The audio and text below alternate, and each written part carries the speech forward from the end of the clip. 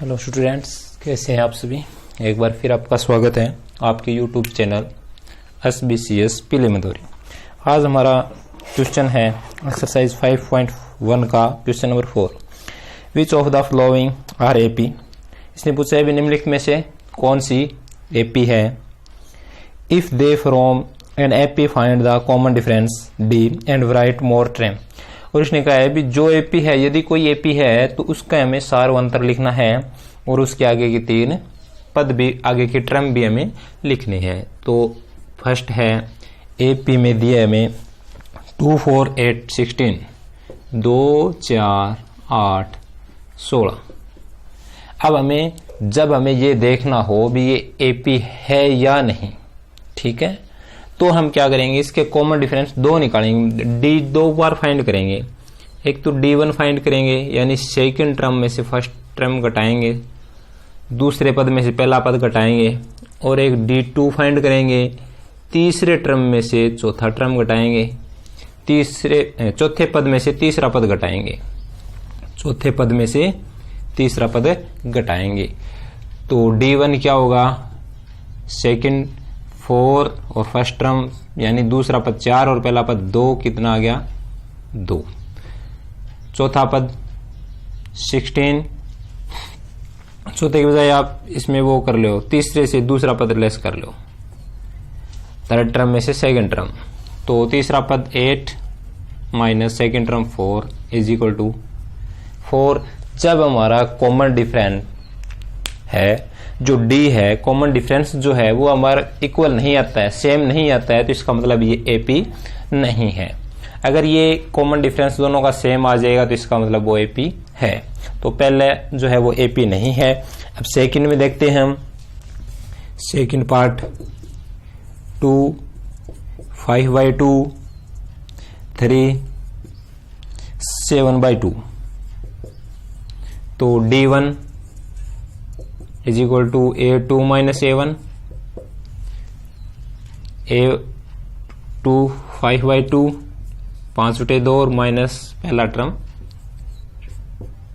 LCM 2, 5 minus 4 is equal to 1/2। पहला हमने common difference निकाल लिया है, पहला D हमने फाइंड कर लिया है। दूसरा D सारो अंतर, तीसरे पद में से थर्ड टर्म में से सेकंड टर्म घटाएंगे। थर्ड टर्म कितनी है अपनी 3 minus second 5/2 by 1 2 6 minus 5 is equal to 1/2। अब ये देखो दोनों का कॉमन डिफरेंस सेम है, डिफरेंस सेम है, तो हम आगे इसके तीन टर्म और फाइंड करेंगे जैसे हमने क्वेश्चन नंबर सेकंड में किए थे। तो first second third fourth term दे रखा है, हमें क्या निकालना है, फिफ्थ 1 प्लस 4D 1 A कितना है, फर्स्ट टर्म पहला पद प्रथम पद 2 प्लस 4 मल्टीप्लाई D डिफरेंस सार्वंतर कितना है 1/2 2 से 2 तो कितना आ गया 4। 6 term A plus 5D, A कितना है 2 प्लस 5 मल्टीप्लाई D 1/2 2 प्लस 5/2, इन दोनों को ऐड कर दो, कितना आ जाएगा 9/2। एलसीएम लेके ऐड करो, या एक मैंने जो फ्रैक्शन का एक चैप्टर करवाया था उसमें बताया था भी एक रियल नंबर है एक फ्रैक्शन के रूप में है, तो डायरेक्ट इसको मल्टीप्लाई करके वो जोड़ देते हैं। और 7 टर्म कितना आ जाएगा A प्लस 6D, A कितना है 2 प्लस 6 मल्टीप्लाई 1/2 2 जमा 6 गुणा 1 उठा 2 से 1 क्रॉस हो गया 3 पे, तो कितना आ जाएगा 5। ये हमारी AP आ गई। आगे नीचे लिख देंगे इसको एक AP दोबारा। अब अगला हमारा तीसरा क्वेश्चन।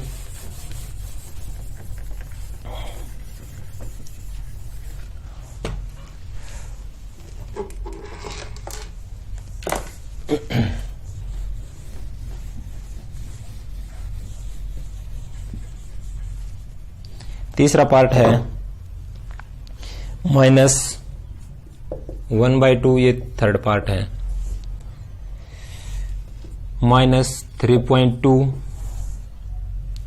-5.2 -7.2। तो D1 इज इक्वल टू दूसरे पद में से पहला पद, सेकेंड टर्म में से फर्स्ट टर्म, सेकेंड कितनी है -3.2, फिर माइनस फर्स्ट कितनी है माइनस, जब दो निशान माइनस के इकट्ठे होते हैं वो प्लस का हो जाएगा 1.2। तो ये माइनस का है ये प्लस का है, तो माइनस से कितने बच गए 2। अब D2 फाइंड करेंगे तो थर्ड टर्म में से सेकेंड टर्म घटाएंगे, थर्ड टर्म कितनी है अपनी -5.2 माइनस सेकेंड टर्म -3.2 है तो प्लस हो जाएगी 3.2। कितने आ गया अपने रिमाइंडर कितना बच गया घटाने के बाद 2। तो ये देखो दोनों का D इक्वल है तो आगे इसके हम 3 टर्म और निकालेंगे, first second third fourth fifth निकालेंगे। A5 is equal to A plus 4D।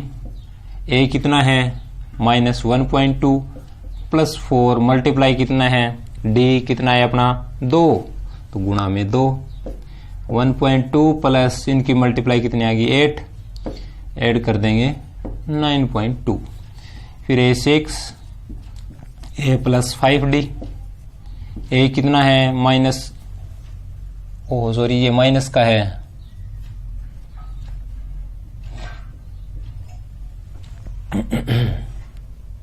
D भी माइनस का है अपना, D -2 है, ये -2 है तो ये माइनस का हो जाएगा, तो -9.2। और फिर A 1.2 प्लस 5 मल्टीप्लाई -2 मल्टीप्लाई -10 हो जाएंगे, तो कितना आ गया -11.2 आ गए। अब ये P आ गई अपनी, ये उसके आगे और लिख देंगे। अब चौथा पार्ट है -10 -6 -2 फिर 2। A कितना है और D1 formula A2 A1। A2 कितना है -6 A1 माइनस का है तो प्लस का 10 इज इक्वल टू 4। D2 कितना है थर्ड टर्म में से सेकंड घटाएंगे, थर्ड कितनी है -2 माइनस सेकंड टर्म -6 तो +6 कितना आ गया 4। दोनों D सेम है इक्वल है तो ये AP है तो आगे इसी तरह इसके फाइंड कर देंगे हम। कौन सा आ गया था अपना, ये चौथा पार्ट आ गया था। पांचवा देखेंगे अब।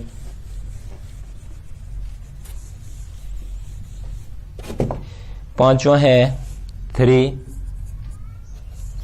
+ 2 √2, 3 + 2 √2 और 3 + 3 √2। तो D1 A2 -A1। A2 कितना है 3 + √2 -A1 3, तो ये प्लस का ये माइनस का 3 से क्रॉस हो गया, कितना बच गया √2 बच गया। D2 A3 -A1। A3 कितना है 3 + 2 √2 माइनस A2 करना है 3 माइनस कर रहे हैं घटा रहे हैं तो इसके दोनों चिन्ह चेंज हो जाएंगे -2 √2। 3 से 3 क्रॉस हो गया, ये गलत कैसे लिखे जा रहे हैं। अच्छा ये √2 ही अकेला, ये 2 √2 है, ये अकेला √2 है, यानी ये 2 वर्गमूल 2 है और ये 1 है तो घटाएंगे तो कितना बच जाएगा वर्गमूल 2 बच जाएगा। दोनों का D सेम है, D सेम है तो आगे टर्म निकालेंगे। कौन सा निकालेंगे 1 2 3 4 फिफ्थ निकालेंगे। पांचवा A + 4D। A कितना है 3 + 4 मल्टीप्लाई वर्गमूल 2। अब कई बच्चे क्या करते हैं इसकी मल्टीप्लाई करके √8 कर देते हैं, ये नहीं होगा क्योंकि √2 की मल्टीप्लाई उसी नंबर से होगी जिसके ऊपर रूट हो। ठीक है, तो इसके ऊपर रूट नहीं है तो ये डायरेक्ट इसी तरह लिखा जाएगा 3 + 4√2, पांचवा आ गया, फिर छठा 6 टर्म a + 5d, a कितना है 3 + 5 × √2, तो कितना आ जाएगा 3 + 5√2। इसी तरह इसकी अगली टर्म निकाल देंगे। फिफ्थ था ये,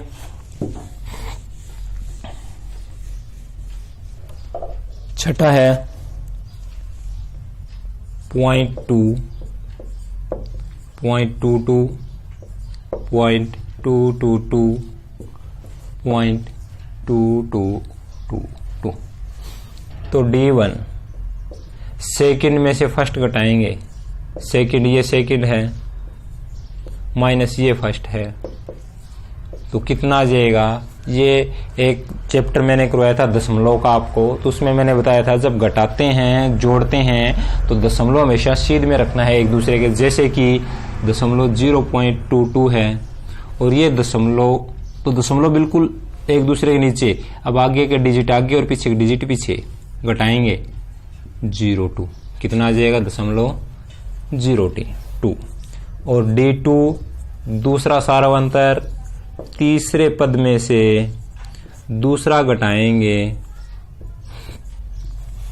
तो देखो 0.222, फिर 0.22, कितना आ जाएगा 0.002, कितना आ गया 0.002। ये दोनों इक्वल है, ये दोनों इक्वल नहीं है, इक्वल नहीं है तो ये एपी नहीं है। जब ये एपी नहीं है तो इसके आगे के हम टर्म फाइंड नहीं करेंगे। अब सेवंथ है 0, -4, -8, -12। तो D1 = सेकेंड टर्म में से फर्स्ट टर्म घटाएंगे तो कितना बच गया -4। अब सेकेंड D निकालेंगे, D2 निकालेंगे तो थर्ड टर्म में से सेकेंड टर्म घटाएंगे, यही बात है। थर्ड टर्म -8, फिर -4, तो ये सिंबल हो गया प्लस का, कितने बच गए -4। AP दोनों इक्वल हैं, -4 AP इक्वल है और D इक्वल है, तो इसका मतलब ये AP है तो आगे फाइंड करेंगे कौन सी टर्म, फिफ्थ टर्म, पांचवा पद फाइंड करेंगे, निकालेंगे A + 4D, A की वैल्यू 0 + 4 × -4, तो 0 की वैल्यू तो 0 ही है, खत्म ही होगी। यहाँ कितने बच गए माइनस के 16। 6 टर्म A + 5D, A की वैल्यू 0 + 4 × 5 × 4, तो कितने आ गए माइनस के 20। इसी तरह 7 टर्म A + 6D, A की वैल्यू 0 + 6 × -4, कितनी आ गई माइनस के 24। लास्ट में AP लिख के नीचे इसके आगे ये 3 टर्म और लिख देंगे। तो ये हो गया अपना 7वां पार्ट। तो आज के लिए इतने ही, 8 पार्ट और बचे हैं, वो हम कल करेंगे। तो आशा करता हूं ये आपके समझ में आए होंगे। अगर समझ में आए तो एक थम्स अप तो बनता है। तो आज के लिए इतना ही। Thanks, have a good day.